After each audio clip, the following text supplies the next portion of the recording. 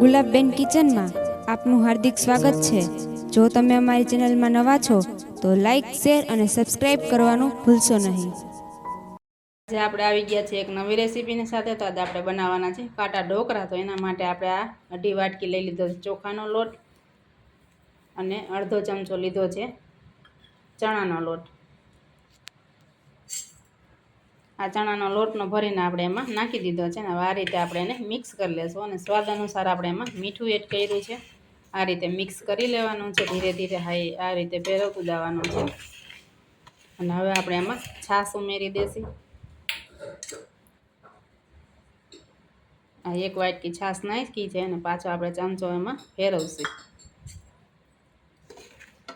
આ રીતે આપણે મિક્સિંગ કરવાનું છે। જો ઘટે એમ હોય છાશ તો તમે એમાં થોડીક ઉમેરી શકો છો।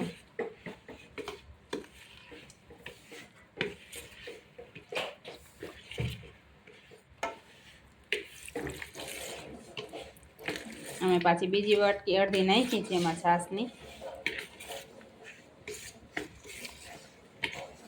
રીતે આપણે આને મિક્સિંગ કરી લીધું છે અને હવે આપણે આને ઢાંકીને રાખી દેશું અને સવારમાં આપણે 12 કલાક લગીને આને આ રીતે ઢાંકીને રાખી દેશું અને સરસ રીતે ઢોકળા સવારે બનાવશું। હવે આપણે જોઈ શકીએ છીએ સરસ કેવો આપણો આથો આવીને તૈયાર થઈ ગયો છે। તો હવે આપણે આને ચમચાની મદદથી આ રીતે કરી લઈશું। તમે જોઈ શકો છો કેવો સરસ થઈ ગયા છે।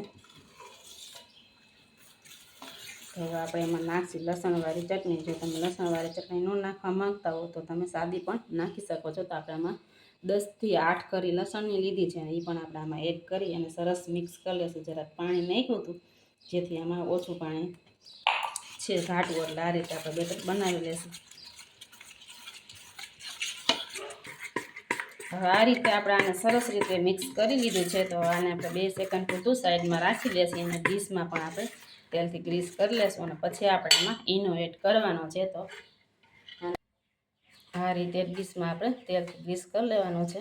પછી આપણે એમાં નાખશું ઢોસાનું બધું ઢોકળાનું મટીરિયલ।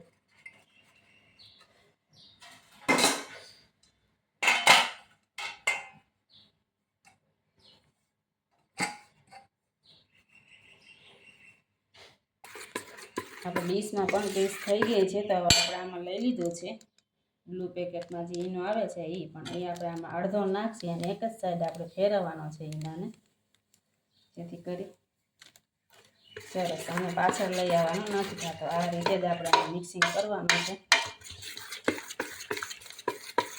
એટલે સરસ ફૂલાઈ જશે અને એકદમ આપણા ઢોકળા સોફ્ટ થશે। જો અમારો વિડીયો તમને ગમે તો લાઈક, શેર અને સબસ્ક્રાઈબ કરવાનું ભૂલશો નહીં।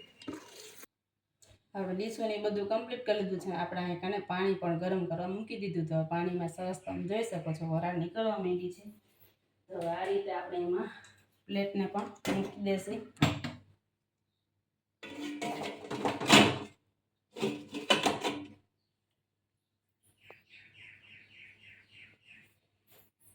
આ બીજી પ્લેટ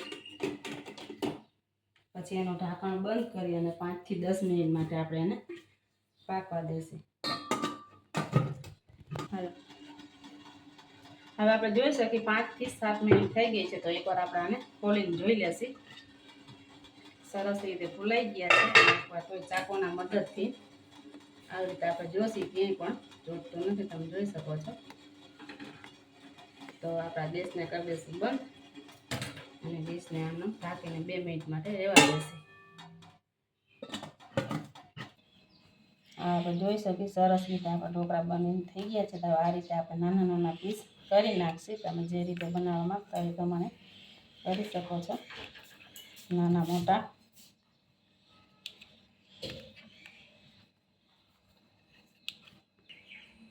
હવે આપણે જોઈ શકીએ છીએ કેવા સરસ આપણા પીસ થઈને તૈયાર થઈ ગયા છે।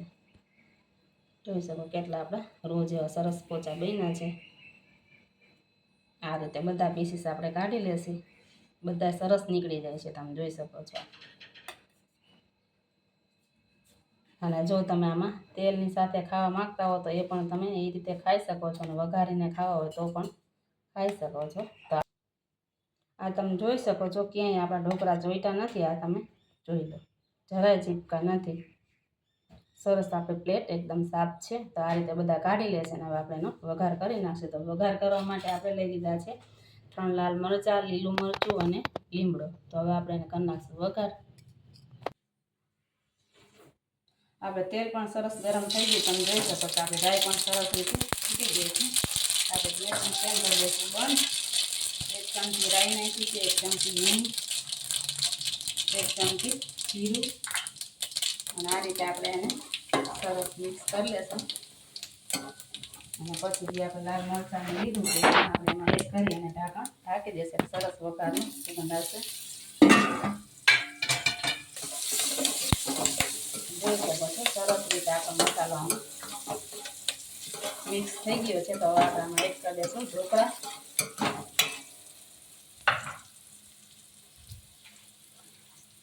ઢોકળા પણ એકદમ સરસ બનીને તૈયાર થયા છે. તમે જોઈ શકો છો. આપણે આ રીતે ભાંગવા હોય તો સરસ ભાંગી જાય છે. તો હવે આપણા બધા એડ કરી દેશે.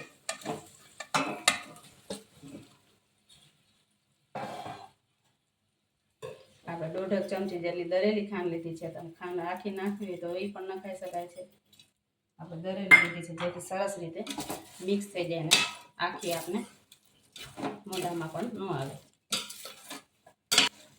જોઈ શકો છો આપણા ઢોકળાનો કલર કેવો સરસ આવી ગયો છે. તો હજી તમારામાં મરચું નાખવું હોય તો એ પણ તમે એડ કરી શકો છો. અને આપણું ઢોકળા બનીને સરસ તૈયાર થઈ ગયા છે. અમે તો આમાં લસણવાળી ચટણી નાખી હતી. તો હવે આપણે ઉપરથી ચટણી નથી નાખવાની. અને જો અમારો વિડીયો તમને ગમે તો લાઈક, શેર અને સબસ્ક્રાઈબ કરવાનું ભૂલશો નહીં, જેથી કરી જે પણ નવા વિડીયો બનાવી તે તમારા સુધી પહોંચી શકે. હવે આપણા ડીશમાં કાઢી લેશી.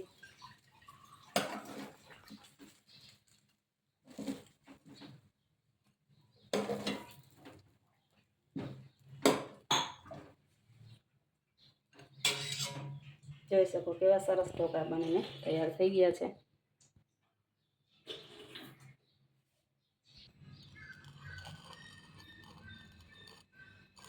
જોઈ નાખો.